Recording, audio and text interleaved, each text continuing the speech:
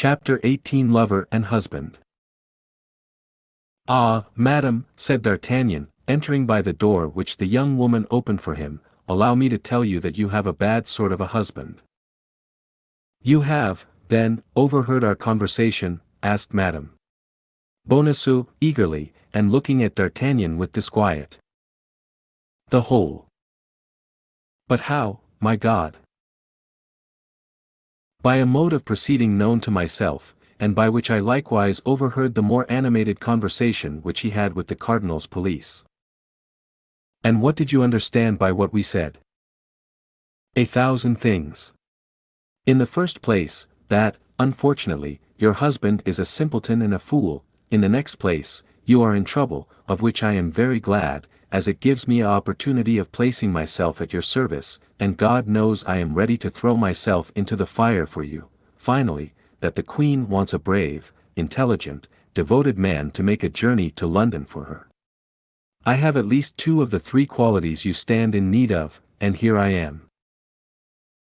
Madame Bonacieux made no reply, but her heart beat with joy and secret hope shone in her eyes. "And what guarantee will you give me," asked she, "if I consent to confide this message to you? My love for you.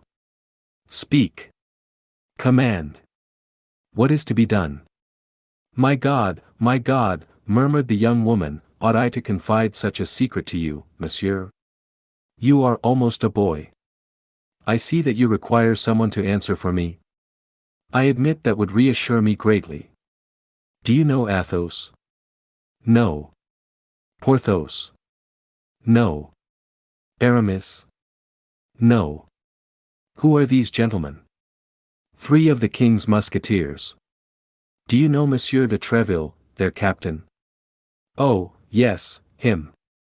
I know him, not personally, but from having heard the Queen speak of him more than once as a brave and loyal gentleman.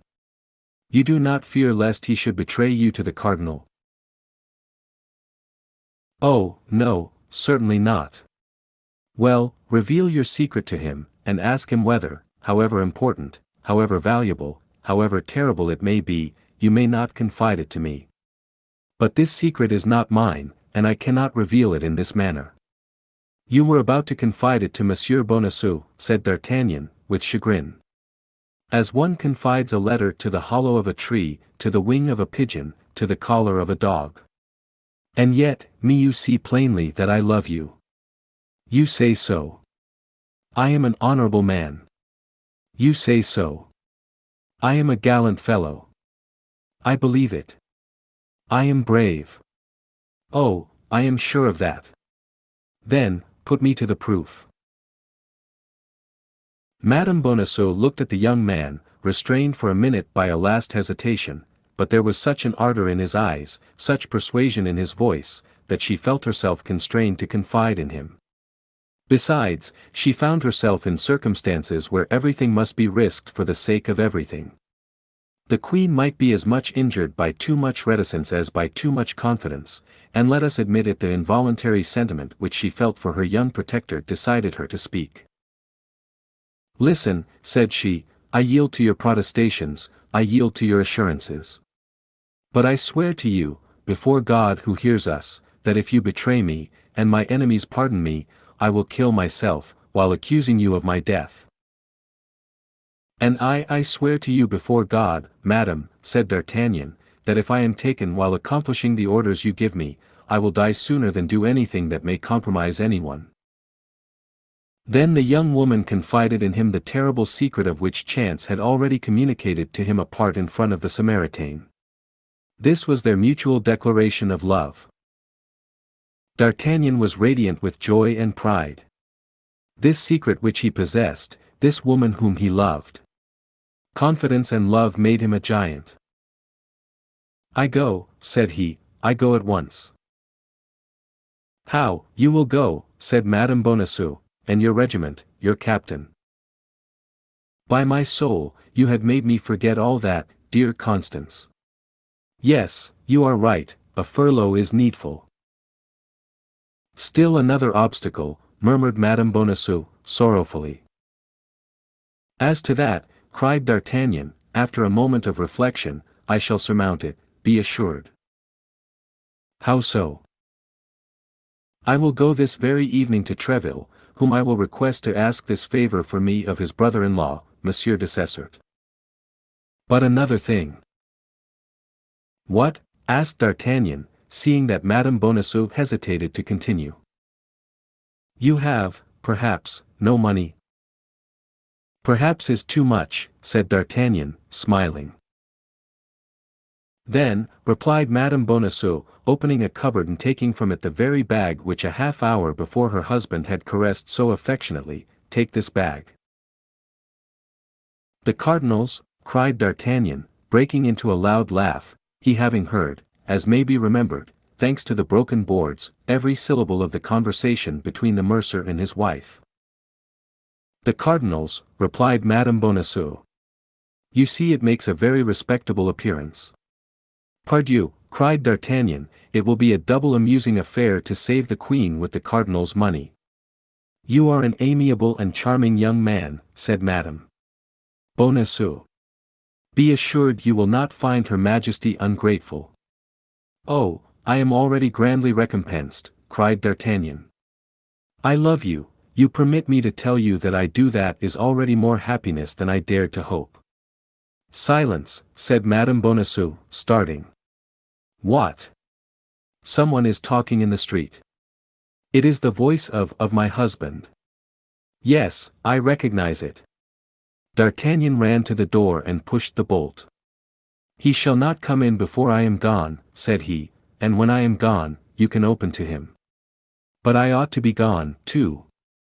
And the disappearance of his money, how am I to justify it if I am here? You are right, we must go out. Go out? How? He will see us if we go out. Then you must come up into my room. Ah, said Madame Bonacieux, you speak that in a tone that frightens me. Madame Bonacieux pronounced these words with tears in her eyes. D'Artagnan saw those tears, and much disturbed, softened, he threw himself at her feet. With me you will be as safe as in a temple, I give you my word of a gentleman. Let us go, said she, I place full confidence in you, my friend. D'Artagnan drew back the bolt with precaution, and both, light as shadows, glided through the interior door into the passage, ascended the stairs as quietly as possible, and entered D'Artagnan's chambers. Once there, for greater security, the young man barricaded the door.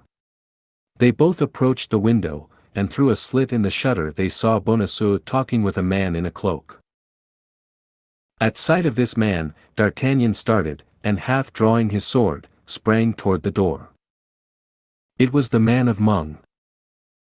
What are you going to do? Cried Madame Bonacieux, you will ruin us all. But I have sworn to kill that man, said D'Artagnan. Your life is devoted from this moment, and does not belong to you. In the name of the Queen I forbid you to throw yourself into any peril which is foreign to that of your journey. And do you command nothing in your own name? In my name, said Madame Bonacieux, with great emotion, in my name I beg you. But listen, they appear to be speaking of me. D'Artagnan drew near the window, and lent his ear.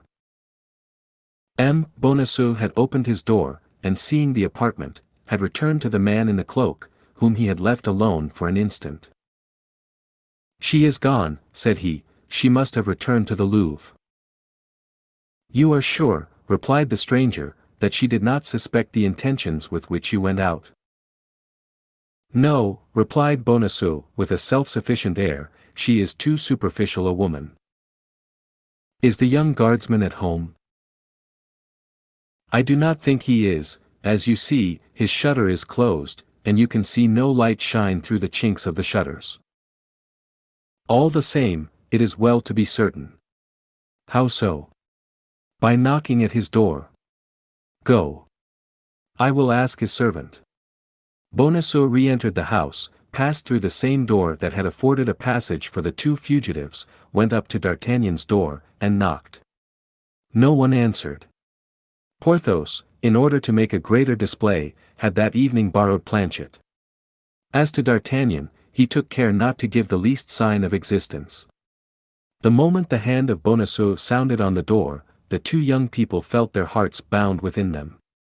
"There is nobody within," said Bonacieux. "Never mind. Let us return to your apartment. We shall be safer there than in the doorway." "Ah, my God," whispered Madame Bonacieux, "we shall hear no more." "On the contrary," said D'Artagnan, "we shall hear better." D'Artagnan raised the 3 or 4 boards which made his chamber another ear of Dionysius, spread a carpet on the floor, went upon his knees, and made a sign to Madame Bonacieux to stoop as he did toward the opening. "You are sure there is nobody there?" said the stranger. "I will answer for it," said Bonacieux. "And you think that your wife has returned to the Louvre? Without speaking to anyone but yourself?" "I am sure of it. That is an important point, do you understand? Then the news I brought you is of value?" "The greatest, my dear Bonacieux, I don't conceal this from you." "Then the cardinal will be pleased with me?" "I have no doubt of it." "The great cardinal. Are you sure, in her conversation with you, that your wife mentioned no names?" "I think not. She did not name Madame de Chevreuse, the Duke of Buckingham, or Madame de Verneuil. No, she only told me she wished to send me to London to serve the interests of an illustrious personage." "The traitor," murmured Madame Bonacieux. "Silence," said D'Artagnan, taking her hand, which, without thinking of it, she abandoned to him. "Never mind," continued the man in the cloak, "you were a fool not to have pretended to accept the mission. You would then be in present possession of the letter. The state, which is now threatened, would be safe, and you, and I. Well, you, the cardinal, would have given you letters of nobility." "Did he tell you so?" "Yes, I know that he meant to afford you that agreeable surprise." "Be satisfied," replied Bonacieux, "my wife adores me, and there is yet time." "The ninny," murmured Madame Bonacieux. "Silence," said D'Artagnan, pressing her hand more closely. "How is there still time?" asked the man in the cloak. "I go to the Louvre, I ask for Madame Bonacieux, I say that I have reflected, I renew the affair, I obtain the letter, and I run directly to the cardinal." "Well, go quickly. I will return soon to learn the result of your trip." The stranger went out. "Infamous," said Madame Bonacieux, addressing this epithet to her husband. "Silence," said D'Artagnan, pressing her hand still more warmly. A terrible howling interrupted these reflections of D'Artagnan and Madame Bonacieux. It was her husband, who had discovered the disappearance of the money bag, and was crying, "Thieves!" "Oh, my God," cried Madame Bonacieux, "he will rouse the whole quarter."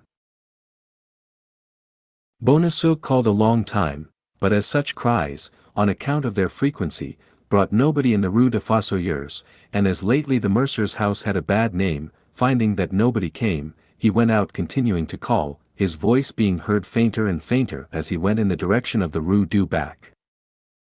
"Now he is gone, it is your turn to get out," said Madame Bonacieux. "Courage, my friend, but above all, prudence, and think what you owe to the Queen." "To her and to you," cried D'Artagnan. "Be satisfied, beautiful Constance. I shall become worthy of her gratitude, but shall I likewise return worthy of your love?"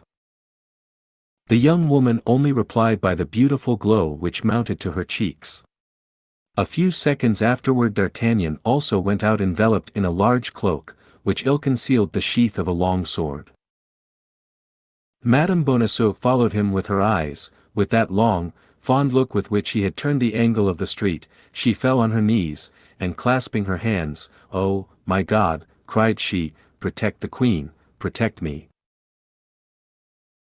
Thank you for watching. We are dedicated to curating literature into some of the best read-along audiobooks anywhere. Please support the channel by clicking like and subscribe.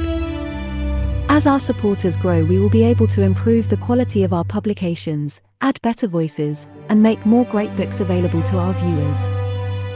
If you have any requests, feel free to message us anytime. ultimateaudiobooks.com